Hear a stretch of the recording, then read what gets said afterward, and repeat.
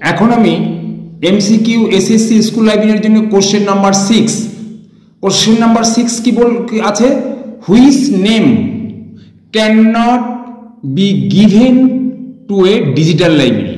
তাহলে কোন ধরনের লাইব্রেরিকে আমরা ডিজিটাল লাইব্রেরি বলতে পারি না? অ্যান্সার হবে কম্পিউটার লাইব্রেরি। অর্থাৎ যে লাইব্রেরিতে কম্পিউটার আছে, নেটওয়ার্ক আছে, তাহলেই সেটাকে আমরা ডিজিটাল লাইব্রেরি বলতে পারবো না। কেন? সেখানকার যে ডকুমেন্ট সেগুলো প্রিন্টেড ডকুমেন্ট, বই, জার্নাল এইসবগুলো আছে, তাহলে সেগুলোকে তো আমরা ডিজিটাল লাইব্রেরি বলবো না, তাহলে সেটাকে আমরা কম্পিউটার লাইব্রেরি বলবো। Number 7, what is called the libraries that are without resources but resources simply may be a collection of web sources. তাহলে ওয়েব সোর্স থেকে আমরা যে সমস্ত তথ্য পেতে পারি, কিন্তু আমাদের লাইব্রেরিতে কোনো প্রিন্টেড বুক নেই, তাহলে সেই ধরনের লাইব্রেরিকে কি বলা হয়? Virtual library. তাদেরকে বলা হয় ভার্চুয়াল লাইব্রেরি। তারপর number 8, the libraries whose resources are in both electronic and conventional form and functions are fully automated with CD ROMs networking are called. তাহলে দেখো, এই ধরনের গ্রন্থ যেখানে দু ধরনের সিস্টেমে প্রচলন আছে, যেখানে আমাদের ফাংশনটা ফুললি অটোমেটেড, অর্থাৎ আমরা ম্যানুয়ালি কোনো কাজ করব না, কম্পিউটারের মাধ্যমে বুক ইস্যু, রিটার্ন এই কাজগুলো করব, এবং আমরা কম্পিউটারের সিডি-রোম ব্যবহার করতে পারি নেটওয়ার্কের মাধ্যমে। তাহলে এই ধরনের লাইব্রেরিকে আমরা কি বলবো?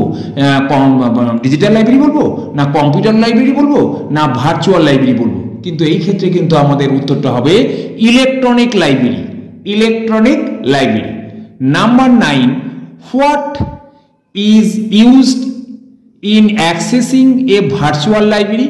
তাহলে আমরা যদি বলতে পারি যে ভার্চুয়াল লাইব্রেরিতে কি করে ইউজাররা তাদের নির্দিষ্ট রিসোর্স অ্যাক্সেস করবে, অ্যান্সার হবে হাইপার কার্ড।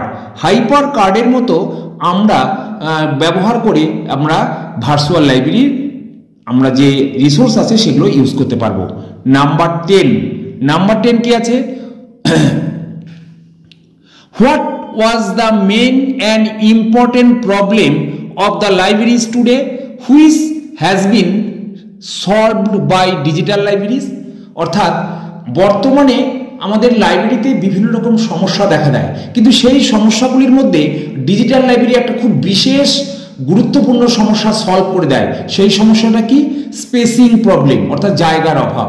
স্পেসিং প্রবলেমটা খুব সুন্দরভাবে ডিজিটাল লাইব্রেরি হলে আমাদের প্রবলেম সলভ করে দেয়। তাহলে অ্যান্সার স্পেসিং লাইব্রেরি আমাদের ডিজিটাল লাইব্রেরি সলভ করছে।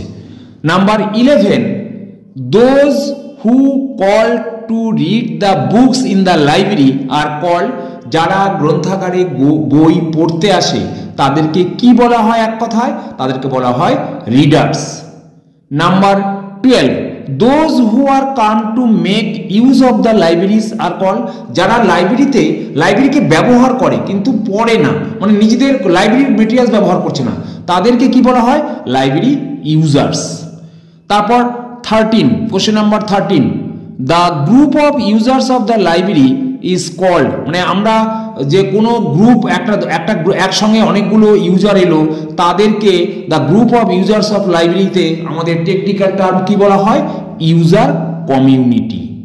Number 14, what is the meaning of users education. অর্থাৎ আমরা ইউজার্স এডুকেশন বলতে আমরা কি বুঝি? অর্থাৎ ইউজার এডুকেশন মানে ইউজাররা কিভাবে লাইব্রেরি ব্যবহার করবে তার সম্পর্কে যে ট্রেনিংটা দেওয়া হয় তাকেই বলা হয় train to use the library. অর্থাৎ কিভাবে গ্রন্থাগারটা ব্যবহার করবে সেই সম্পর্কে ইউজার যে ট্রেনিং দেওয়া হয় তাকেই বলা হয় ইউজার্স এডুকেশন। Thank you.